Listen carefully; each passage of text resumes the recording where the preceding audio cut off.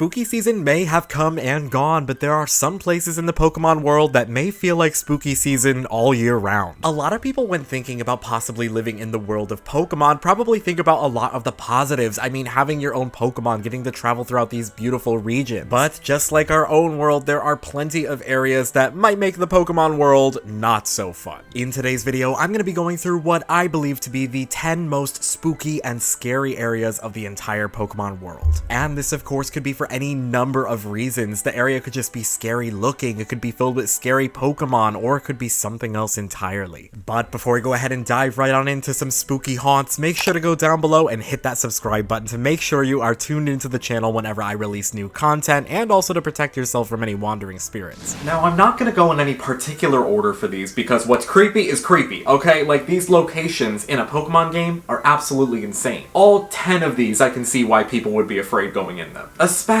if you actually lived in the Pokemon world and this was a real place. Starting off, let's talk about a classic, which is the old Chateau in the Sinnoh region. I mean, it is no secret that an abandoned mansion in the middle of a spooky forest is gonna be creepy. I mean, let's be real here. We know it's gonna be awful. When you actually go inside the mansion, the lights are dim, the music is creepy, and you start seeing ghosts and apparitions of people inside. You see the spirit of a little girl, you see the spirit of an elderly man. This place is fully inhabited with ghost-type Pokemon as well. I mean, there are plenty of ghost types to be found throughout here, including Rotom, who is inhabiting a static-filled TV. Rotom at this current point in time is kind of treated like a legendary Pokemon. It got that, like, ooh, like, shaky camera kind of thing that was going on whenever you fought a legendary. So getting that screen from a Pokemon that jumps out of a static TV, terrifying. It's not even talking about all the other creepy things in the mansion. Staying on the subject of mansions, let's talk about yet another creepy mansion, but for a little bit of a different reason this time, in the Pokémon Mansion on Cinnabar Island. Now, the Pokémon Mansion, yes, it's creepy because it's abandoned and decrepit. There's a bunch of broken stuff inside. It's probably dusty and musty up in there, but what's creepy about the Pokémon Mansion is what you can find inside. Inside the Pokémon Mansion, you see a bunch of journals and notebooks documenting and talking about Mewtwo and Mew and the process of creating Mewtwo. As I'm sure we all know at this point, the creation of Mewtwo was not pretty, and it was not fun for anyone involved. The fact that we don't get to see any of it, all we're doing is reading these journals of people who were there, who are clearly not there anymore, is creepy. Pokemon Leaf Green was the first Pokemon game that I ever played as a kid, and I will never forget my first time going inside the Pokemon Mansion and reading these journals and being absolutely terrified. Next up, let's talk about the Abyssal Ruins in the Unova region. Now, for anybody who has a fear of deep ocean or deep water or even being submerged underwater, this is already terrifying enough as it is for you, but there's more. Inside the Abyssal Ruins, once you're actually in there, not only are you underwater, but you only have a certain amount of time when you're in there before you get shot back up. It's also just mixed with the fact that you're going down these stony corridors with a bunch of random text on the walls that you can't really read. Not to mention, if you were actually down there, it would probably be dark as hell. You wouldn't be able to see anything. You would just be floating down corridors, trying your best to find a way out. The fact that you're underwater, you likely can't see anything, and you're on a time limit, I mean, the Abyssal Ruins sound awful. Next up is another classic that we think about when we think about scary things in the Pokemon regions, and that would be the Scary House in the Kalos region. Now, the Scary House, you don't get a lot of actual time in there, as it's not a full-blown area that you can explore. There's not wild Pokemon. It's just kind of a feature of one of the routes you go through. Once you're in there, you hear a story that is terrifying. The Scary House is an attraction of this route, and once you're inside, this man tells you this story of how he approaches a home, and once inside, the owner of the home lets him in, but behind him sees something awful. A horde of faceless men! Look, the men don't need to be faceless to be terrifying, okay? Like, men are just terrifying in general. But just hearing this story, it's the music in the background or lack thereof, it's the zooming of the camera as the story is being told, and then ending on the fact that it is a horde of faceless men that is what's been behind him all this time. I don't know, I think the Scary House would get at least a little bit of a spook out of me if I went. Next up, let's talk about the site of the Ghost-type trial in the Alola region, which is an abandoned site of the Thrifty Mega Mart. Now, of course, anything abandoned is going to be terrifying in of itself, but this is an abandoned supermarket that has all these carts and things just rattling and moving around on their own. There are ghost-type Pokemon popping out and popping up into your screen at every corner, and it is just terrifying getting through this trial. I can only imagine being an actual Pokemon trainer there in the moment trying to do this. I mean, I'd be like, you know what, it's not worth it. The Pokemon League is not worth it. That's not even the worst part. The worst part of this trial easily is when you get to this small, confined back room that has these photos on the wall of trainers with their Pikachus. These drawings and photos look bright and happy and cheerful, but you know this area is nothing of the sort. You hear a little bit of a cry in your camera, and you're wondering, where's this Pokemon? Is this the totem Pokemon? Then you turn around, and you have this huge Mimikyu just standing behind you. Now, I think Mimikyu's adorable. It's one of my favorite Pokemon, but in this context, when I'm in a small, confined room in an abandoned, ghost-filled supermarket, abso-freaking-lutely not. Like I said, if I was an actual trainer, I would have skipped over this one. Hopping on over to the Johto region, we're going to be talking about the ruins of Alph. The ruins of Alph, there isn't really a lot here to look at other than the fact that it's just a lot of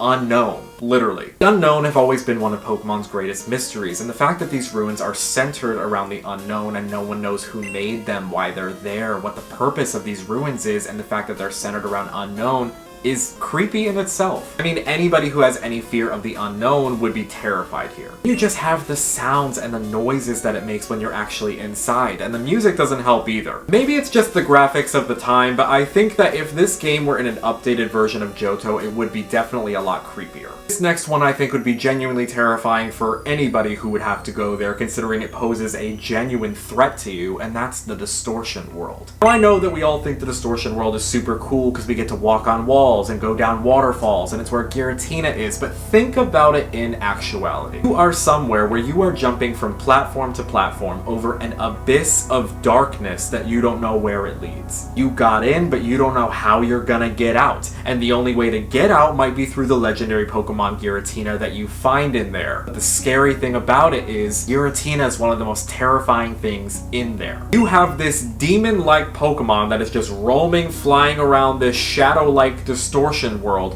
while you're trying your best just to find your way through it. I'd be hiding behind those little plants that they got in there hoping that Giratina didn't find me and try to eat me up. I don't know, to me the Distortion World has always been one of the scariest places in all of Pokemon. Going back to the Unova region, we've talked about a scary house, but now let's talk about a strange one. The strange house in the Unova region is absolutely one of the scariest houses or mansions in the Pokemon series. The reason that I think for that is that every time you go in or out of a room, up and down the stairs, things are constantly changing and shaking and moving, and there's a constant force that you just feel there with you because everything is changing all the time. The furniture's moving on its own, everything is shaking and wobbling and moving. And then aside from all of that, there's actual ghosts in here too. I don't need to be seeing the ghostly spirits. I mean, the things moving on their own is enough to me. I think that out of all of the houses that we've talked about today, I think that the Strange House would definitely be one of the scariest. For our next two entries in the top 10, I wanted to talk about some more modern Pokemon games, to show that modern Pokemon games can be just as scary sometimes. Let's first talk about Pokemon Legends Arceus, a game that in itself was already scary enough because Pokemon are just out here attacking you and coming for your throat and your blood at every turn. That in itself was terrifying. But we're going to be talking about the Snowpoint Temple. Put me inside a dark,